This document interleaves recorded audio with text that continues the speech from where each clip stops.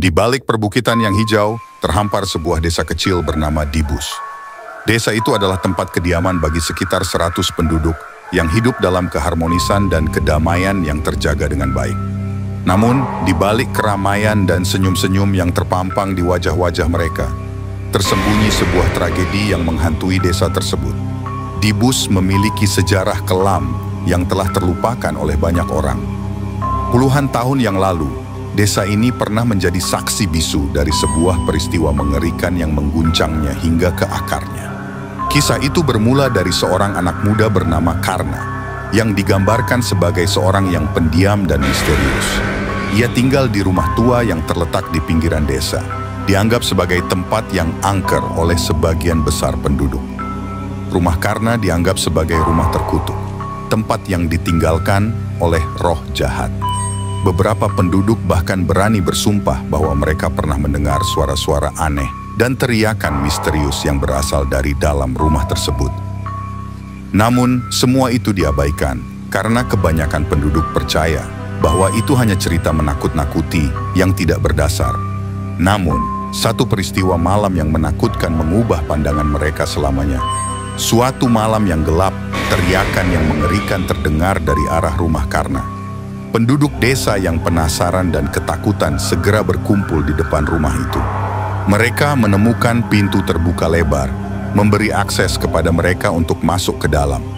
Namun, ketika mereka memasuki rumah, apa yang mereka saksikan meninggalkan bekas luka yang mendalam di hati mereka. Di dalam, mereka menemukan tubuh-tubuh yang terpotong-potong, tersebar di seluruh ruangan.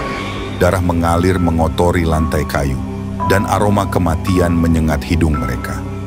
Karna sendiri tidak ditemukan di tempat kejadian. Hanya ada petunjuk-petunjuk yang menunjukkan bahwa ia adalah otak dari pembantaian ini. Sejak malam itu, Karna menjadi buruan bagi penduduk desa Dibus.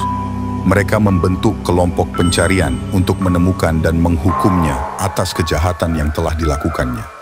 Namun, semakin mereka mencari, semakin menyadari bahwa Karna telah menghilang tanpa jejak. Desa itu terbenam dalam ketakutan dan rasa tidak aman, tidak tahu kapan Karna akan kembali dan melancarkan teror kembali.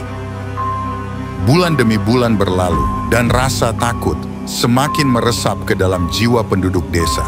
Namun, satu persatu, mereka mulai melupakan tragedi itu. Hingga suatu hari, kejadian aneh mulai terjadi di desa itu lagi. Orang-orang mulai menghilang secara misterius tanpa jejak. Mereka yang hilang tidak pernah kembali, meninggalkan keluarga dan teman-teman mereka dalam kesedihan dan kebingungan. Penduduk desa Dibus kembali hidup dalam ketakutan yang mendalam. Mereka mencoba untuk mengingat kembali kejadian malam itu.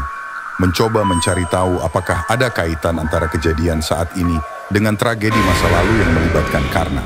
Namun, semakin mereka mencari, semakin bertambah misteri yang mengelilingi desa itu. Beberapa orang mencoba untuk meninggalkan desa, menganggapnya sebagai tempat yang terkutuk. Namun, setiap kali seseorang mencoba untuk melarikan diri, mereka entah bagaimana selalu kembali ke desa, seolah-olah ada kekuatan gaib yang menjaga mereka tetap berada di sana.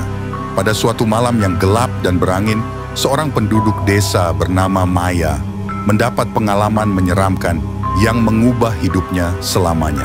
Saat ia berjalan pulang dari rumah sahabatnya di ujung desa, ia merasakan bahwa ada yang mengikuti langkahnya.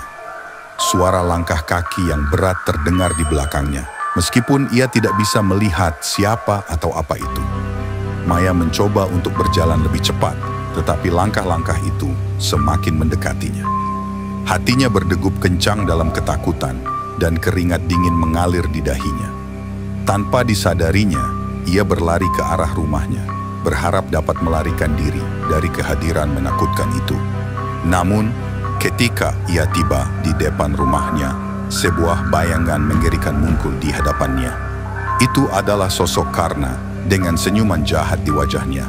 Maya terdiam dalam ketakutan saat Karna mendekatinya dengan langkah yang lambat. Ia mencoba untuk berteriak, tetapi suaranya tercekik di tenggorokannya.